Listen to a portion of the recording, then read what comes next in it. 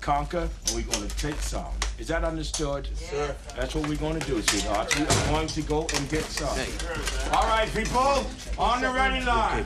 Are you me? Yeah! Are you me? Yeah! What are you?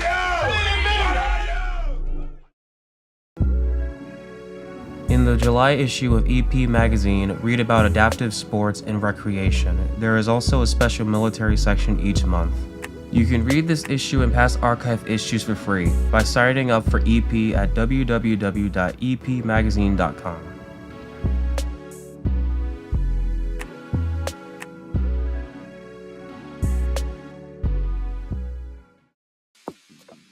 Monotony. It comes in all shapes and sizes. Dull, tedious, just plain boring. But what is this? A contender, perhaps? Something unboring by the looks of it. Jabs right at dull, an uppercut to tedium, something that keeps you on your toes, keeps your head on a swivel, a knockout punch to your old, boring workouts. Welcome to Fight Camp.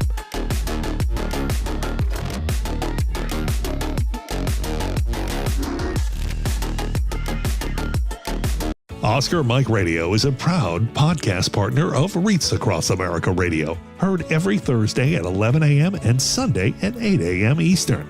They're also big supporters of the nonprofit I Got Your Six, Two Lives at Once. And with every wreath you sponsor through Oscar Mike Radio, $5 goes back to this great organization dedicated to making a difference in the lives of veterans, law enforcement, firefighters, and first responders battling PTSD. Two Lives at Once pairs these brave men and women together with dogs rescued from kill shelters. In this way, two lives are saved at the same time by saving each other. Donate now. Go to reachacrossamerica.org/Oscar Mike Radio to help. That's reachacrossamerica.org/Oscar Mike Radio.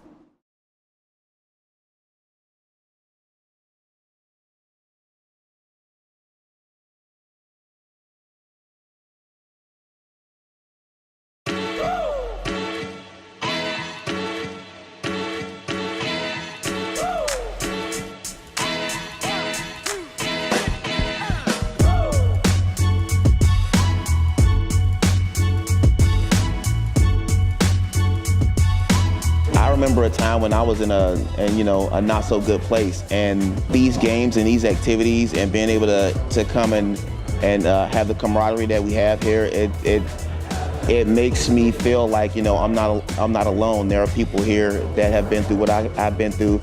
It makes me feel like I don't know, I'm part of something great.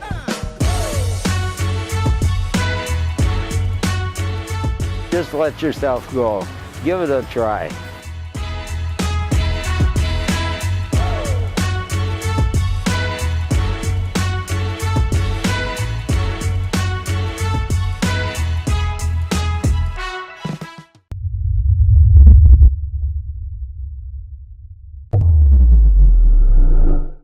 Hello, welcome again to Oscar Mike Radio. My name is Travis, Marine Corps veteran and your host. Oscar Mike Radio is co-produced with Sense of One Productions. What's your podcast doing? I want to thank my sponsors, Choice Sassy, ASAC Real Estate, and my supporters, Cason Shaving Company, Exceptional Parent Magazine, and Fight Camp. Be your strongest combination. And what a combination do I have for you all, folks, for this show. I love talking to Marines. We're approaching number 250 for our birthday, so each conversation is special. And my next guest is really like right up the road from me, right here in Massachusetts. He is a Marine Corps veteran, and he's also looking at running for governor for the Commonwealth of Massachusetts. My first time doing this with Brian Shortsleeve. Sir, welcome to Oscar Mike Radio. Thank you very much for taking the time to talk with me. Well, good morning, Travis. Thanks for having me, and thanks for your service in the Marine Corps. Always great to be on with a fellow jarhead.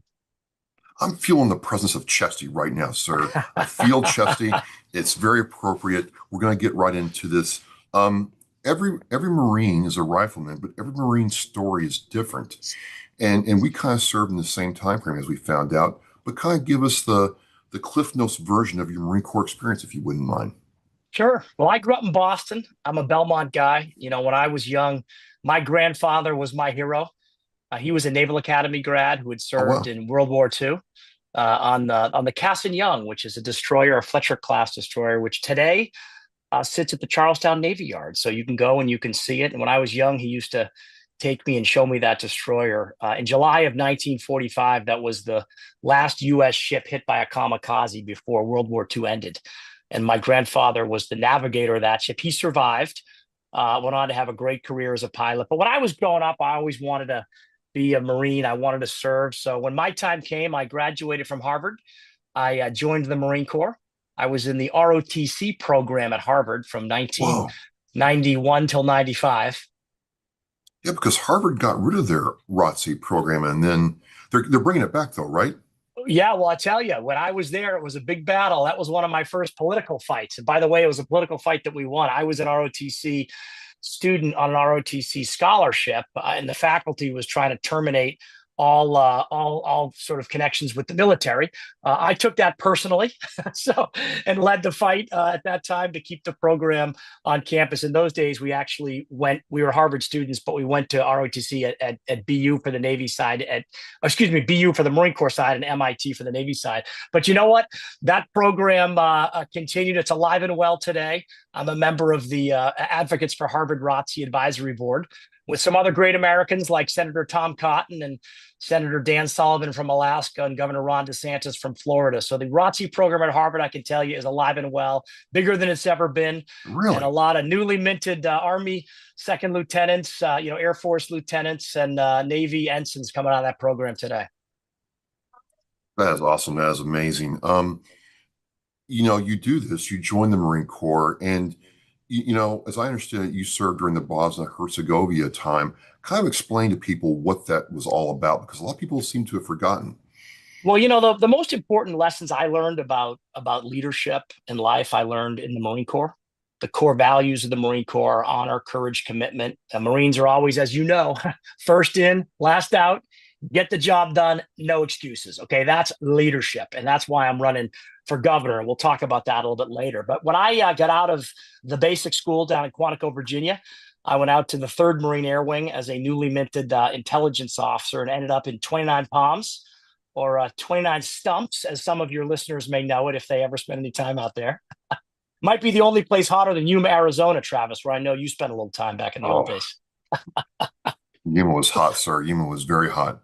Yeah. So I got out to 29 Palms and then got deployed to Bosnia shortly thereafter. I led a small team of Marines to Bosnia. We supported the 1st Armored Division, which had come into Bosnia after the Dayton Peace Accords. It was a fascinating mission. As you know, in the Marine Corps, it's all about working as a team to accomplish a mission. You get different missions, and the Marines, they always tell you, bloom where you're planted, right? So my first mission in the Marine Corps was to lead Marines to Bosnia, and we ran an operation that downloaded real-time video surveillance from P-3 planes flying out of Aviano, Italy, and we gave that information to company-level commanders, company commander, staff NCOs who are doing patrols and things in Bosnia to support them with real-time imagery. It was a very early use case for trying to bring tactical reconnaissance and UAV imagery down to the company level. It was wildly successful. I was there for about 6 months, served as part of what's called the Stabilization Force. That was a peacekeeping effort that was run by NATO. And then I was back I guess it was end of 97. And then in early 98, I raised my hand again and volunteered to lead a team of Marines from VMU-1 on the 15th Marine Expeditionary Unit, which was the Essex and the Duluth were the ships. And it was 3rd Battalion, 1st Marines was the ground element. I was part of the aviation element. And we spent 6 months sailing from San Diego to Kuwait and back in a very slow moving LPD. I think the top speed was about 12 knots, if I recall. It's a long ride from San Diego to Kuwait at 12 knots. You could run faster than that. Well, I remember about every 3 days we were getting refueled because I think those suckers can consume a lot of power. And the Duluth was an old ship. Rick Zilmer was our company, or was the MEU commander, as I recall, and I think he had served on that ship as a second lieutenant, like in the late 1960s. So it was an old ship. It was extremely hot, but it was great deployment. We were over there, in the Gulf. We got a chance to stop in Singapore and train with the Marines there. But at the end of the day, look, Marine Corps is all about teamwork. It's all about the mission. In that case, our mission was to work with the Navy and deploy a tactical UAV off the back of an LPD. So we would launch the UAVs off of a rocket launcher. We would land them in a net, and we provided reconnaissance to the SEALs and to the other elements of the ARG who needed aerial reconnaissance as they enforced Operation Southern Watch, which was the no-fly zone in Iraq. It was between the Gulf War I and Gulf War II. Well, that was interesting you bring that up because, at Bogue South Carolina, and out in Yuma, we play games with the UAVs and realize real quick, like, hey, this is a different kind of warfare. They might be slower, but they're smaller and they can cover the terrain a lot closer. It was a real force multiplier, the Marine Corps thought back then. Oh, it was early too. I'll tell you, Travis, we were early. I mean, when we were launching the Dragon drone UAV off the back of the Duluth, the Dragon drone's about a 6-foot wingspan, and that was a small tactical UAV that enabled us to get in and provide reconnaissance. There was Operation Southern Watch, was the no-fly zone, but the other mission for the U.S. Navy and the Coast Guard at that time was the oil embargo. This was between the Gulf War, so I never served in combat. I was there between Gulf War I and Gulf War II, so we would support various ships and the SEALs as they would board vessels coming out of Iraq. But it was amazing in those days to see what UAVs could do. And for me, I've always been very proud to have been on the early part of the cutting edge of the UAV revolution, because here we are, 25 years later, and there's nothing that happens with the Army, the Marine Corps, the Navy, the Air Force that doesn't include unmanned aerial vehicles. For sure. You do all that. Before we go into your transition, how did your leadership style and methodology develop during this time in the Marine Corps, sir? Well, look, I was always a leader of small teams. My unit broke up into small detachments. So when I went to Bosnia, it was me and 15 Marines. When I went to the Gulf, it was the same thing. So in my unit, it was all about small teams. It was about being creative, as at 3rd Marine Air Wing, we used to say, Semper Fidelis may be the motto of the Marine Corps, but Semper Gumby was the motto of 3rd Ma, and that was always flexible. And when I was in Bosnia, we were working with the Army, we were working with the Navy. You really had to be creative and flexible because the mission was always changing. We were operating in an environment no one really ever had. The same thing when I went to the Persian Gulf aboard the Duluth. We'd never launched tactical UAVs off the back of a ship with a rocket launcher. And I could tell you that Navy captain wasn't too happy when I was trying to land UAVs into a net on the back of his boat, because not every time UAV didn't always end up in the net. Let me put it that way. But look, it's about being creative, and the Marine Corps is about the mission. And over there, we had a very clear mission, and we figured out ways to get it done. So I'm an entrepreneurial, mission-oriented leader. For me, it's always like, what are we trying to accomplish? What's the fastest way to do it? And I love working with small teams to accomplish hard missions.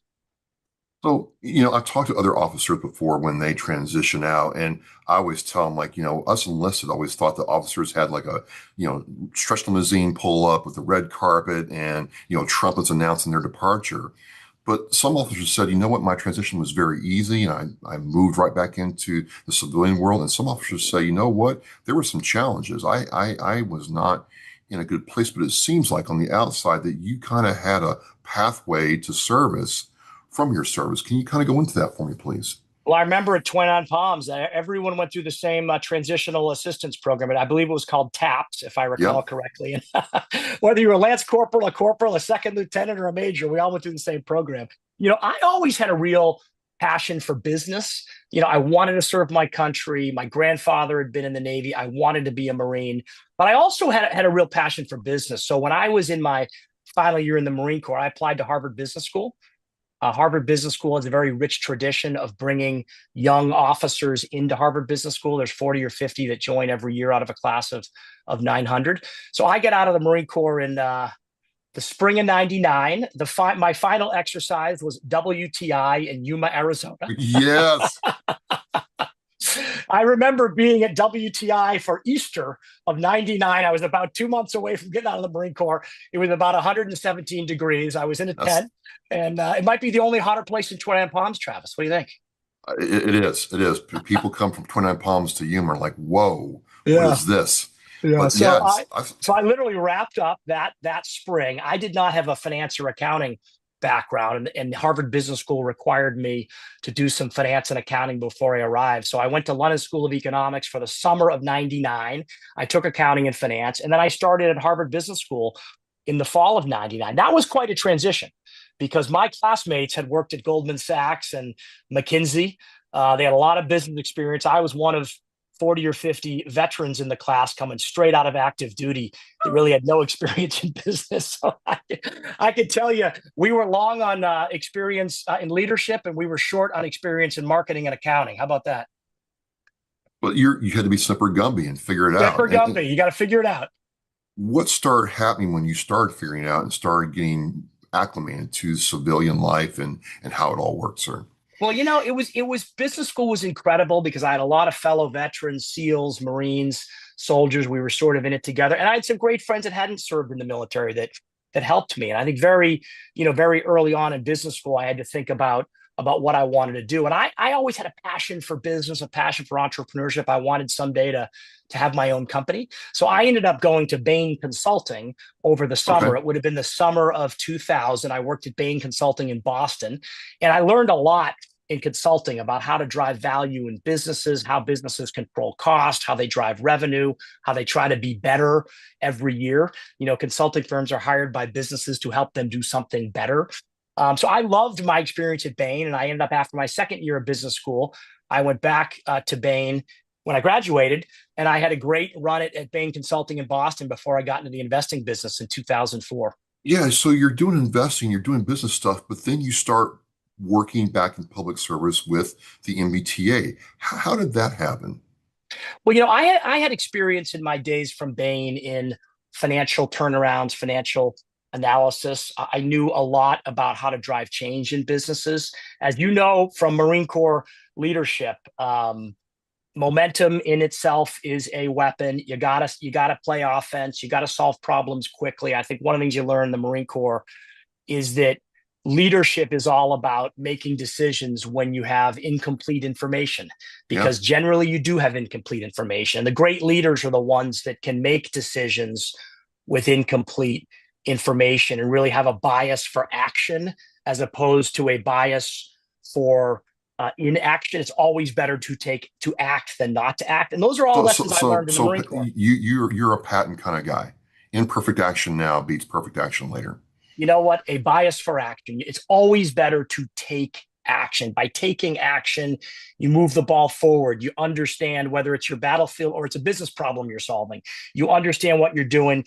You take the next step. And that's a lot of what I learned in the Marine Corps, is how do you move with a sense of urgency and have a bias for action when you're dealing with incomplete information. And by the way, in the business world, it's very similar. When you're building businesses, when you're scaling businesses and you're turning them around, you have to have that bias for action. You have to be able to make decisions with incomplete information. So I had a lot of experience in that.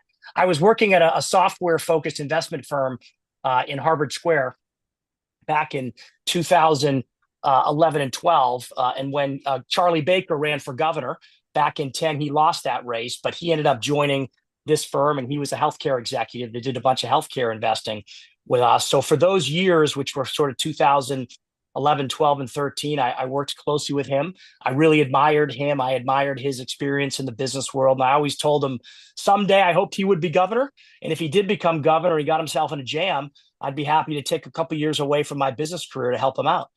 So when Charlie Baker became governor in January of 15, he did find himself in a jam very quickly. After 100 inches of snow, ground the MBTA to a full stop. You may remember it. I rode so we would get on the commuter rail. I'd take the commuter rail. Yeah. And we would literally be stuck on the train for 2 hours. So that was a tough time. And Baker was a brand new governor. He became governor like January 8th or so. And about 3 weeks later, the snow started falling, and 100 inches later, it didn't stop. Yeah. It just didn't stop. What came out of that was the T had major operational issues. But the other thing that came out of that was the T had major financial issues. Operating costs were growing out of control. There was a $300 million forecast deficit. The Green Line Extension Project, which was a critical project that linked Lechmere up to Tufts University, there was $1 billion of federal money, and the feds had pulled the funding because the T couldn't get their act together and get the project launched. So when Baker called me in the spring of 2015, about 10 years ago, he said, look, I want you to take 2 years away from your business, from your family to some extent, because it was a hard job, and give me 2 years of your life. And I want you to do three things. I want you to get operating costs under control. I want you to balance the budget. The T hadn't balanced its budget in a decade. And I want to see if we can get the Green Line extension back on track. We have a good team internally that's investing money to fix the red line tracks and the orange line tracks. It was called winter resiliency. So I went in as Baker's appointee to really focus on the financial turnaround of the MBTA. And I brought a businessman, a Marine perspective to it. And I'll tell you, Travis, I found some amazing things when I arrived. I mean, here I go. What did you find? I stepped into a business with a $335 million operating deficit. And I started looking for opportunities to save money. On the way in, a lot of people said, oh, well, you're never going to find any opportunity to save money at the T.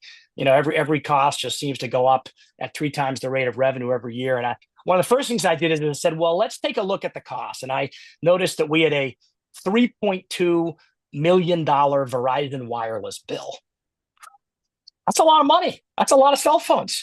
And I know in my family, I look at my Verizon wireless bill every month. I bet you do too. Yep.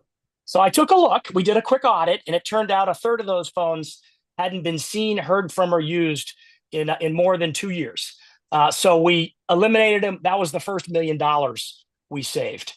I called the head of a company that was providing a lot of office supplies and things for the T. We were doing millions of dollars of business. And I said, has anyone from the T ever called to ask you for a discount? And he said, no one's ever called to ask for a discount. You're one of my largest vendors. No one's ever called. And I said, I introduced myself. He said, I know who you are. I know the T's got to balance its budget. So he said, here's the deal. I'm going to give you a discount if you will agree to one thing.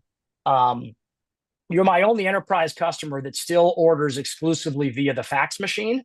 And most of my other enterprise customers started using the website about 20 years ago in 1998. So if the T will get on the website, I will give you a discount because I don't need to employ a full-time person to check the MBTA fax machine every day. Wait a minute. You're saying that in the mid-2000s, 2015, 2016, fax orders were still being used? It was at the MBTA. It's a little bit like getting in a time capsule and going back to the 1970s sometimes. So there was another opportunity to save money. We had an operation in Charlestown, Massachusetts, that was a money handling, money counting operation for the T. Even Bank of America, the largest bank in the country, they don't run their own money rooms. They work with Brinks to run their money rooms.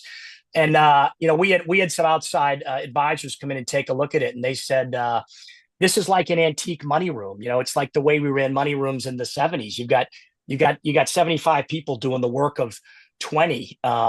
It was pretty amazing. And the money room, by the way, had a very rich history. It had failed 3 state audits. It couldn't account for hundreds of millions of dollars. One of the former superintendents of the money room had been arrested and went to jail for spending over $200,000 in 5, 10s, and 20s at high-end department stores in Boston. So this was quite a storied operation. But look, we went in, we said there's a better way to do it. All the folks that worked there were bus drivers. We put them back in the buses. We partnered with a private company. And that's what it's all about. After I was at the T for 2 years, we had the lowest operating expenses in the history of the organization. We'd stripped out waste and abuse. We'd reformed internal systems. We rebid contracts. We balanced the budget. And by the way, the Green Line extension was back on track. We rebid it, got it done for its original price. And today you can take a single seat ride from Lechmere all the way out to Tufts. So what I would tell you, Travis, is that's how you reform government, you protect core vital services, and you respect taxpayers when you bring a businessman's mindset, an outsider perspective, and a Marine's determination to the task. And I believe in Massachusetts right now, we got to do that across the board, because I believe that under Maura Healey, the state is off the rails. Well, I want to ask you something, because I have veterans who talk to me. They're still in the last year of being in active duty, and they look at Massachusetts and they're like, Travis, What's going on? I cannot afford to get out of the Army, Navy, Marine Corps, Coast Guard and move back to my home state. What's happened? I can't do it. And it just seems like this state has changed. Before we get into some of the things you want to do, tell me first, why should I, or why do you, Mr. Shortsleeve, still believe in Massachusetts? I love this state. I grew up here. I've built an awesome business here. I've got 3 boys who are now 12, 14, and 16. I want them to chase their dreams and build companies and grow families. I want them to do it here in Massachusetts. I'm very passionate about the state. And this was the fastest growing state in the whole Northeast from 2010 to 2020. So look at Massachusetts today, since 2023, when Maura Healey came in, we haven't added a single new private sector job. We've grown our state budget in an enormous way, over $20 billion over the course of a few years, and our costs have exploded. Taxes are too high. The regulatory burden is too high. Utility bills are too high. Those 3 things, when you look at them, are making this state too expensive for working families to live in. Look at your utility bill, for example. In the same way that I check my Verizon wireless bill every month, I check my utility bill. My bill today, $100 of that bill are not related to electricity. They're related to state mandated fees that are on that bill as part of Mayor Healy or Governor Healy's climate agenda. Those should be stripped out of the bill. If the legislature wants to fund those programs, they should find a way to fund them. But hardworking families in the state shouldn't be paying extra 100 months or an extra $100 a month for things unrelated to electricity. And the reason I bring it up is because those are examples of Healy's policies that are making the state too expensive for working families and working people. I hear the same thing you do when I'm out meeting with people. I was in Marshfield at the VFW for a meeting about 3 weeks ago, and I listened to a woman who is a grandmother, and she's got grandchildren. One of them was getting out of the Army. She'd love her grandson to come back to Massachusetts, but guess what? It's too expensive. He's going to end up in North Carolina, or he's going to end up in Florida, or he's going to end up in Texas. And every time a young person leaves the state, that's a parent or a grandparent losing one of their loved ones to another state. So look, I love Massachusetts. I want to get the state growing again. I think we got to be the most business-friendly state in the Northeast.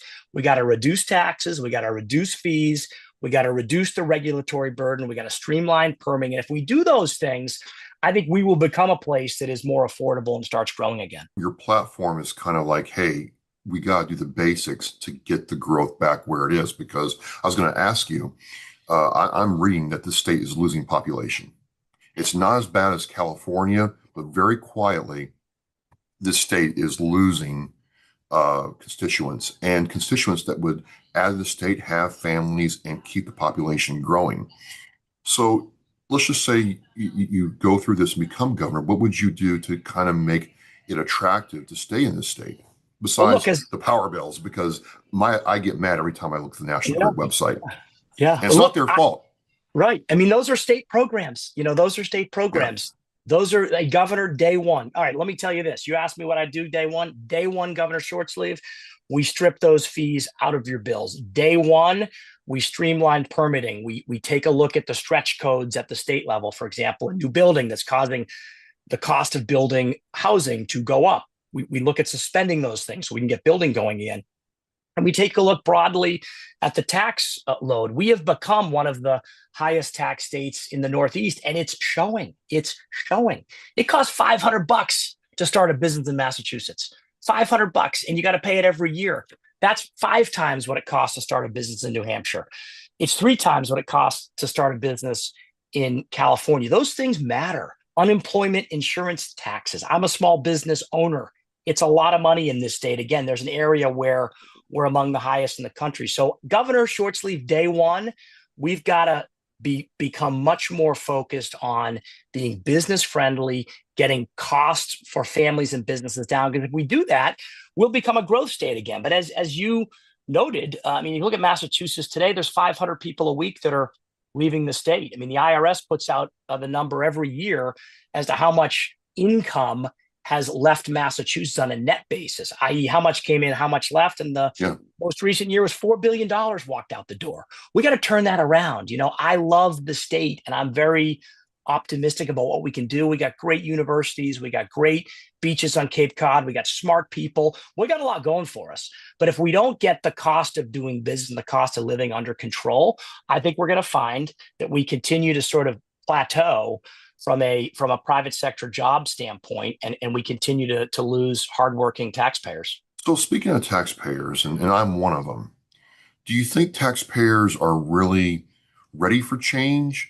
Or it seems like a lot of people like, you know what, this is the way it's always been. I'm comfortable here. I have my home. I have my career. I have my kids in good schools. So it doesn't really bother me. Do you think there's taxpayers are looking for a change at this point? Because in some pockets, some taxpayers are very upset, but others are kind of like, it just is what it is. I've been traveling all over the state, and I've spent a lot of time in places like Fall River, in New Bedford. The state median household income is $106,000 a year, which means half of the families in this state make it work for under $106,000. When I'm in places like Fall River, New Bedford, meeting with veterans, meeting with voters, I sense a real desire for change. They're looking up at Beacon Hill.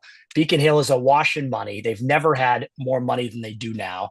The state budget's now $62 billion. The state budget was $40 billion 5 years ago. That's almost 50% growth in 5 years. It's a stunning amount of growth.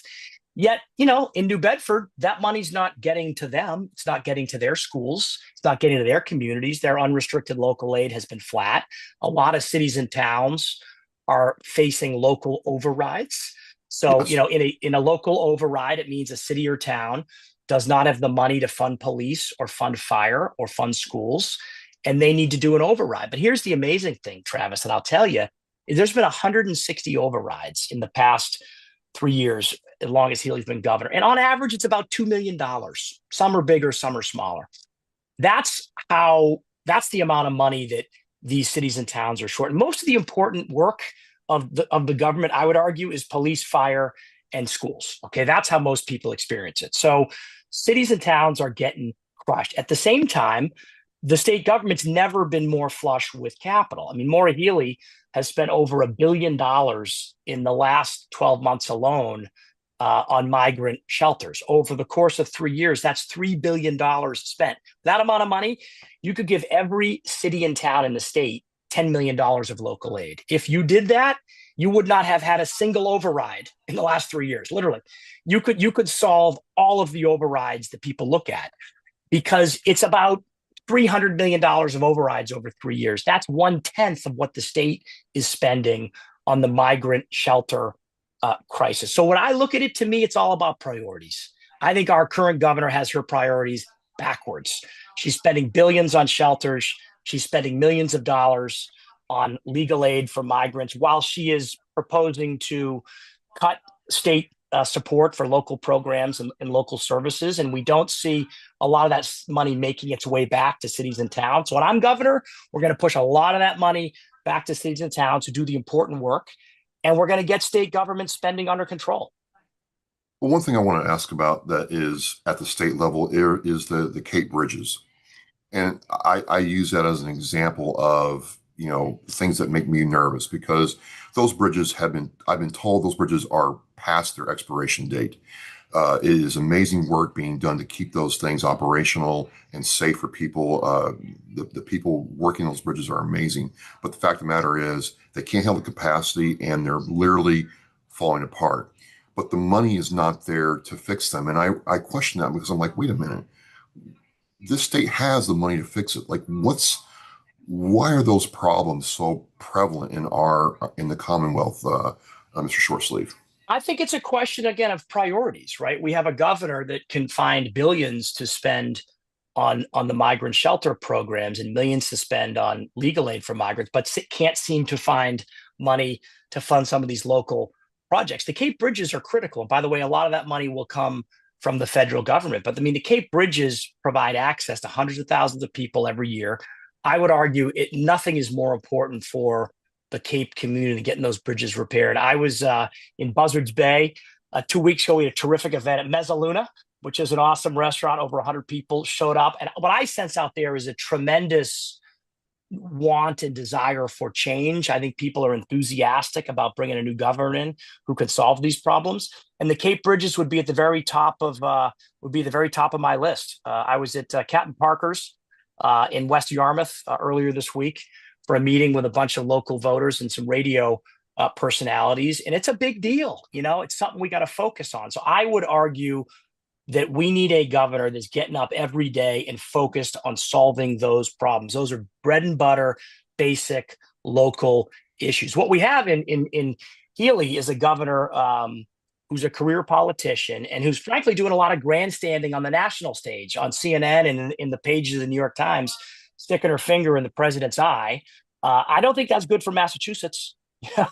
I don't think Mayor Wu is good for Massachusetts either, by the way. I think what we need is a team in the city of Boston as well as in the state that can find a way to work with this administration to get the best deal we can for Massachusetts, because those federal bridges or those Cape Cod bridges will require a lot of federal money.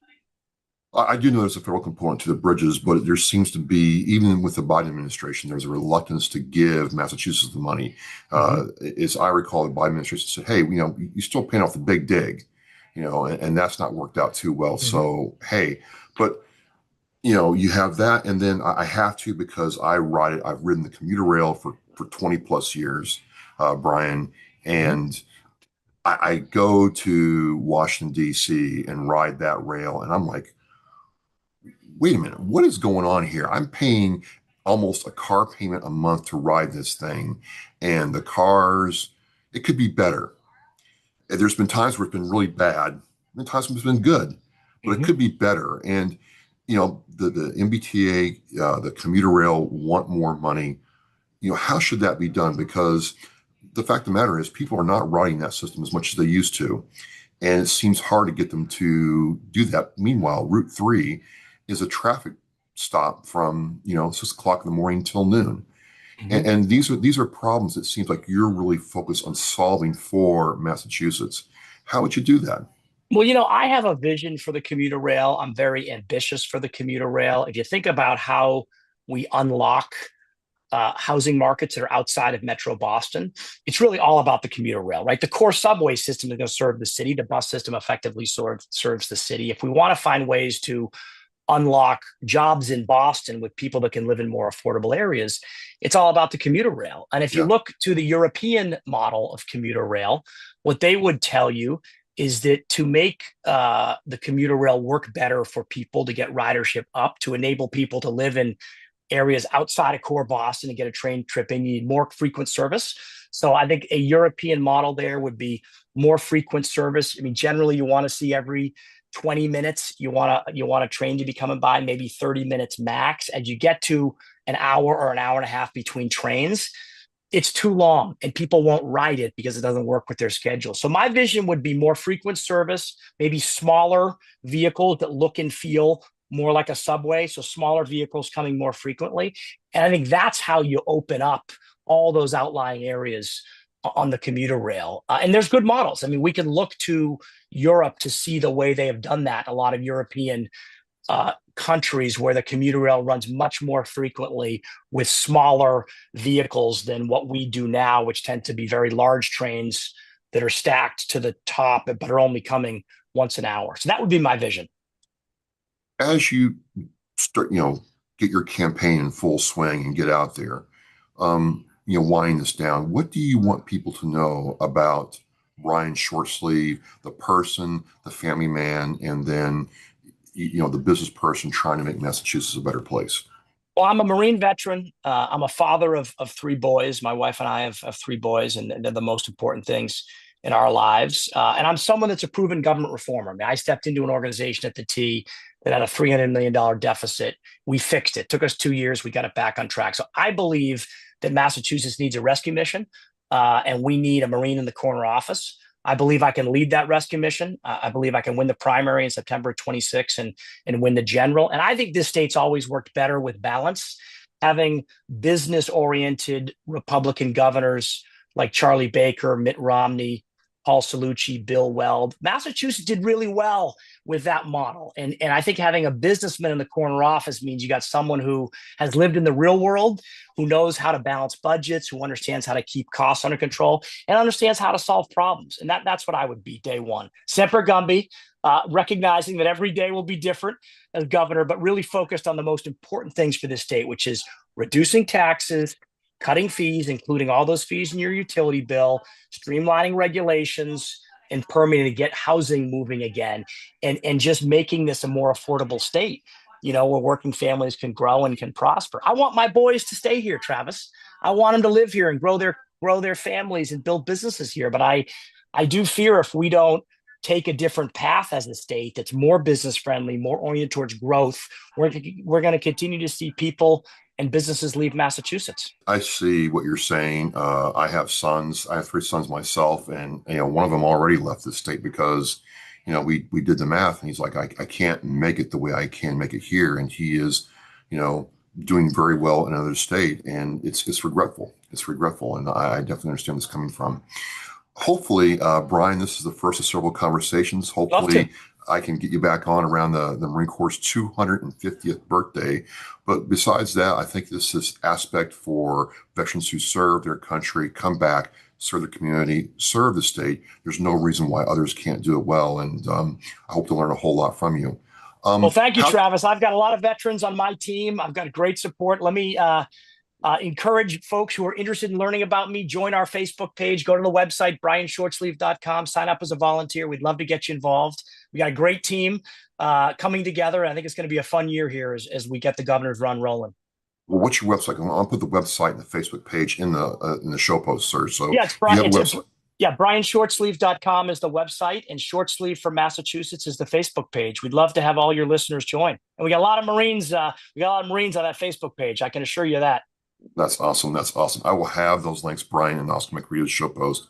Look, this is the first of many conversations. I love having these kind of conversations. And it shows how the veteran can continue service in many different capacities after they serve our country. Brian, I want to thank you for coming on and taking this time. You're super gummy getting here, and I really appreciate it. Thank you so much. Well, Semper Fi, Travis. Thanks for all you do. I look forward to being on again soon. Thank you very much. Thank you. We're on Oscar Mike Radio. We're mission in flight. Thank you again. We'll see you next time. The biggest fear Gold Star families have that their child will be forgotten. We need to never forget freedom wasn't free. It's the fact that they give us the life we have now. We should remember them and give thanks to them. If I can be a part of something today that's going to make the surviving family of any of these veterans, these heroes, feel better tomorrow, then it's worth it. That one wreath symbolizes one family that was able to smile because of the generous donations. To sponsor a wreath and honor a veteran, visit wreathsacrossamerica.org. Thank you for listening and watching Oscar Mike Radio, where our active duty service members and veterans are in action and the mission is in flight. Oscar Mike Radio is an oversized load co-Sinista One production. If you are a veteran or know a veteran who needs help, please dial 988 and press 1 for the Veterans Crisis Line.